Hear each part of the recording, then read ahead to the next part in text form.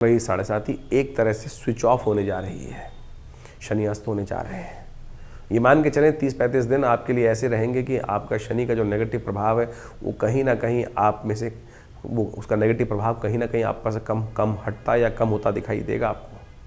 तो इस समय को उपयोग करने का प्रयास करें, पूरे साल में किए जाने वाले कार्यों को सही रूप से इस विंडो का इस्तेमाल करें। शुक्र ने राजयोग बनाया है, आपने सही समय का इस्तेमाल यदि आपने सही रूप से कर लिया तो आपके लिए बहुत वारे न्यारे करने की स्थिति बन सकती है।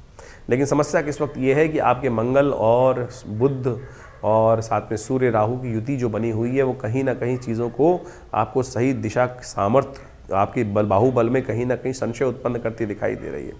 उनको बढ़ाना पड़ेगा, तब जाकर ये शनि का 7.5 का प्रभाव जो है वो नेगेटिव जो है वो कहीं ना तो बहुत लंबा काल है 7.5 का। अभी तो पहला 1 साल निकला है और ये साल जो है 6.5 साल कहीं ना कहीं आपके लिए बहुत लंबा विकट काल शुरू हो जा रहा है। और पहला साल जो 7.5 का होता है ना, पहली ढैया जो 7.5 की होती है वो कहीं ना कहीं व्यक्ति को समझ में नहीं आता है 7.5 चल रहा है, वो फंसा रही होती है। तो शनि का उपाय लगातार आप मेष राशि वालों छोड़ना मत, हनुमान जी का चरण पकड़े रखना, क्योंकि हनुमान जी इस कलिकाल में है और देवता चित्त न धरहि, हनुमत से ही सर्व सुख करहि।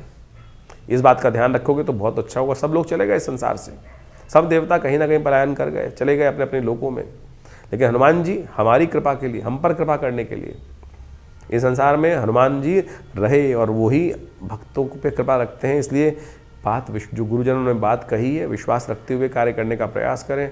हनुमान चालीसा का पाठ, सुंदरकांड का पाठ जैसे हो सकता है उसको अवश्य करने का प्रयास करें तो बहुत अच्छा रहेगा आपकी राशि की दृष्टिकोण से। इस बात का ध्यान रखते हुए करिए तो यह बहुत विशेष शनि का योग चल रहा है आपके लिए।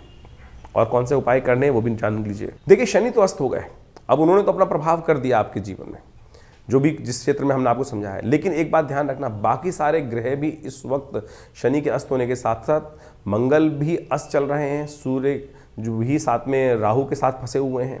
और इस समय बड़ी विचित्र स्थिति ये बन रही है कि जहाँ शनि चल रहे हैं उनसे 12वें भाव में ये समस्त ग्रहों की चौकड़ी लगी हुई है। शनि अस्त हैं, शुक्र उनके साथ विराजमान है, ये बहुत कहीं ना कहीं स्थिति अच्छी होने के योग बना रहे हैं।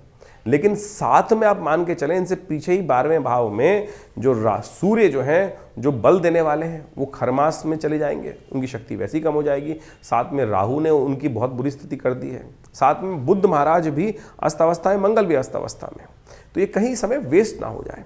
ऐसे में ग्रह उपचार, अब आप मान के चलें आपके शरीर में बहुत सारी चीज़ें अच्छी हो रही हैं लेकिन साथ में कुछ नेगेटिव प्रभाव भी चल रहा है, तो कैसे मल्टीविटामिन्स लेने हैं आपको, ये उपाय सही रूप से करें कि सही जगह सही चोट लगे, तभी जाके ठीक हो सकता है। तो ऐसे में सबसे पहला काम क्या करना पड़ेगा, आपको मंगल को ताकत देने का प्रयास करना पड़ेगा।